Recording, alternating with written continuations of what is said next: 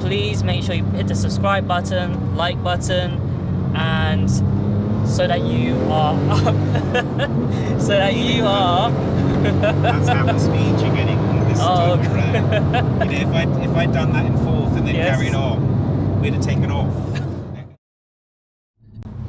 What's happening, everyone? My name is Adrian and welcome back to What the Pun.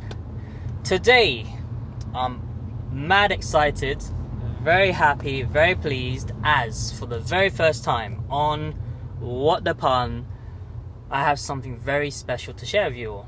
So I've not wasted any time at all. I'm on the road, I'm going out there to meet up with my friend where this little special something is waiting for you all. So I'll catch you all there in a second.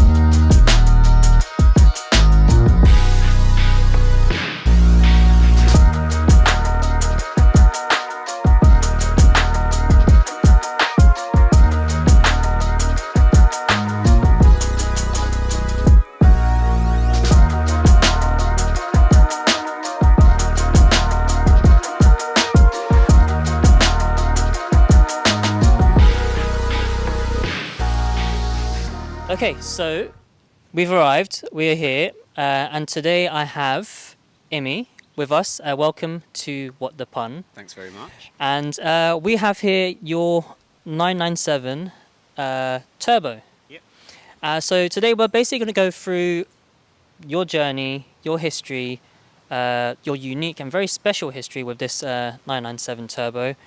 So let's start off with a bit about the car. Starting with like when, where, even like why you decided to go for a 997 Turbo. Okay, that's easy. So I've been driving Porsches for about 25 years. You know, I'm just over 50 now, so that's a long time driving Porsches. And, you know, I've been a Porsche-phile since, I don't know, early 80s, something like that. And had a string of Porsches up till 06. That I was using as daily drivers, and when this model was announced I think it was announced in a circa 05, and I first saw the car, I was going to go for a 996 Turbo, but then when I saw this one coming out, I thought, you know what, I think I'll wait a year and I'll go for the newer one, and I did. Okay. I'm really pleased that I did. So I ordered it in 2006 from the factory. Porsche West London kindly delivered it in March 2007. And, you know, as a daily driver to get to work, drive to Germany, drive up to Scotland or whatever, you know, long driving, it's got a hydraulic clutch and everything. So it's a very easy ownership proposition. If you like sports cars and you like getting from A to B quickly and comfortably, you know, this is the model of Porsche that you really want to go for. The only extras, I mean, the UK models came fully loaded with everything. This is a first generation 997 Turbo.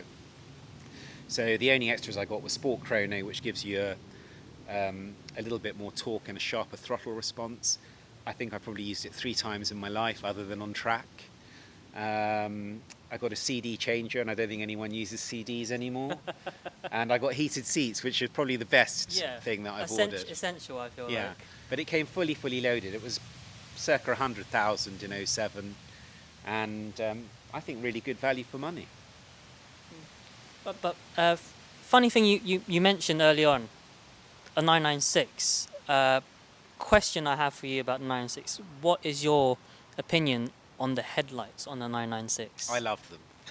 I think that car actually looks more futuristic in some ways than the 997, which is sort of a, you know, going back to the older 993 that this looks like. But I'm a big fan of the 996. The only reason that I went for the 997, you know, because I was just on the cusp of either I could have a 996 Turbo S or I could have this, they're identical price. Yeah. I just decided that with the new car and some of the new technology, more power really. You know, you buy a 911 turbo because you want to go fast.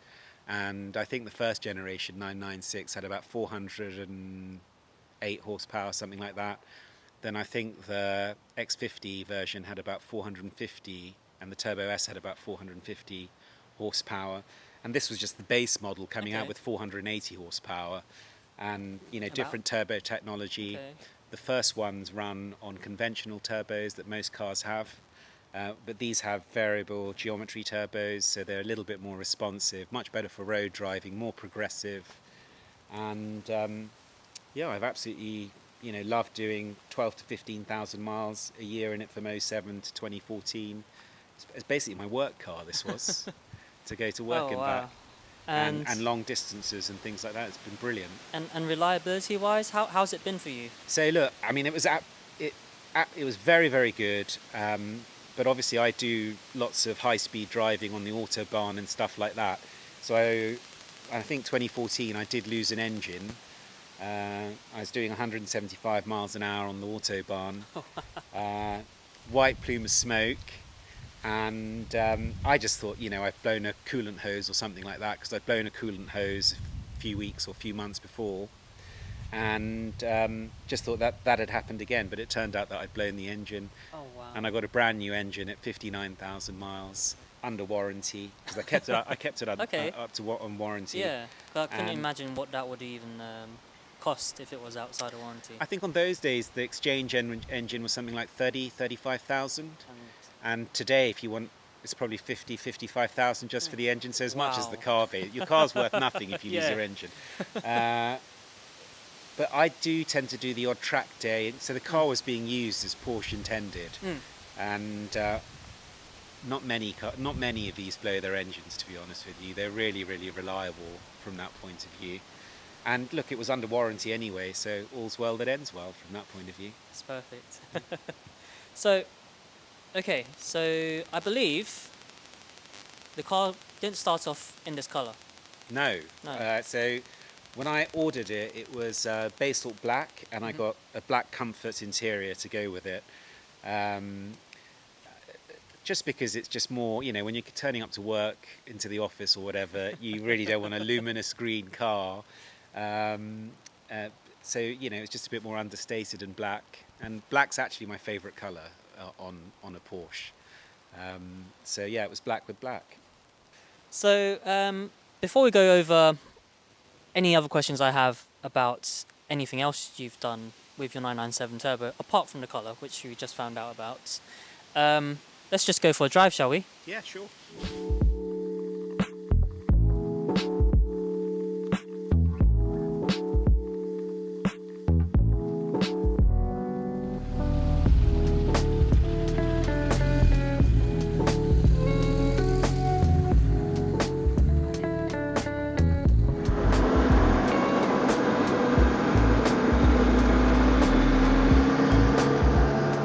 Okay, so we are inside Imi's 911 997 Turbo, and not only does the outside look amazing, but also the inside looks amazing too.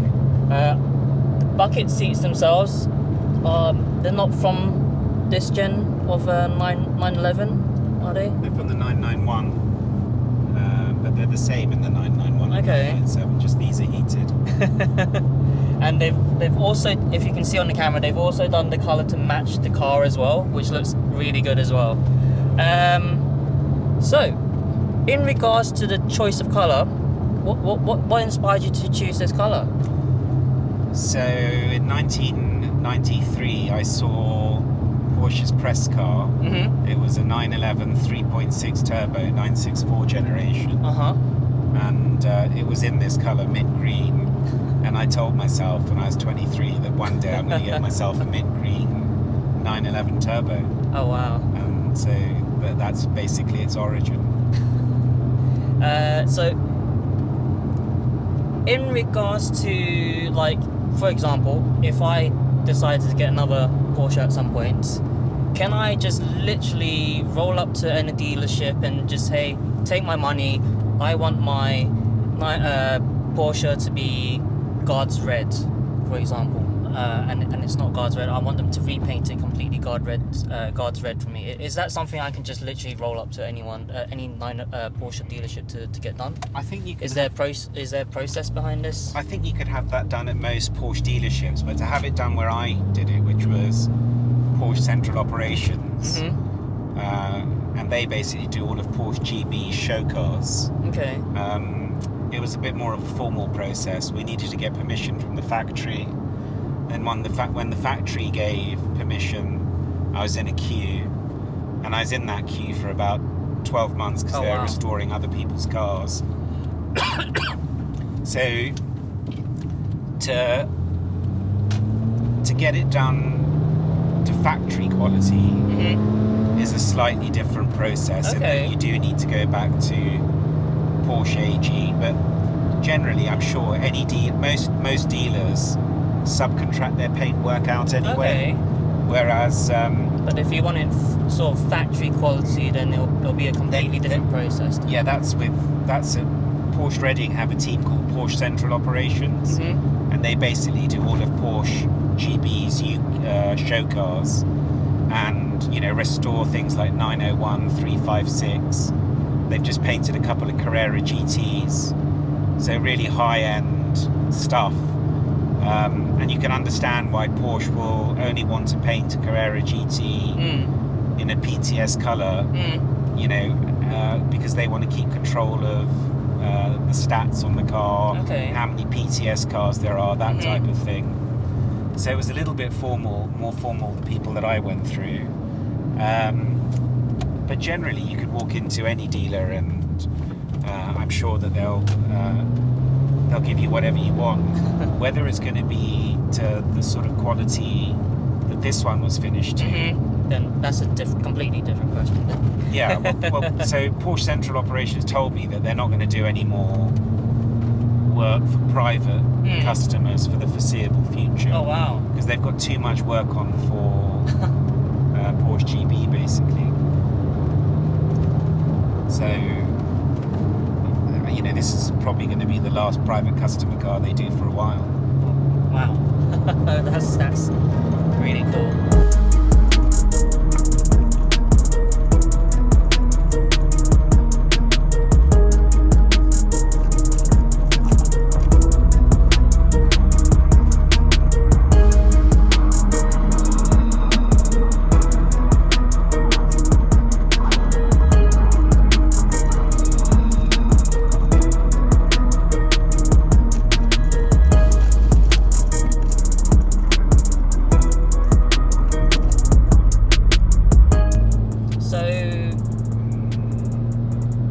Apart from the colour, anything else that you've done to your turbo? Like any upgrades, any performance upgrades that was not there from originally? Sure. So I'll start. There's been quite a few. So I'll start from the outside. Okay.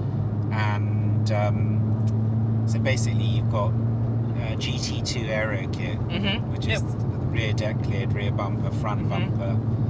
All the cooling behind it is also GT2. You have to replace all of that as well. I guess just so everything fits as well. Just so everything behind the bumpers fits, and the cooling and the cool air goes to all the right parts of the car.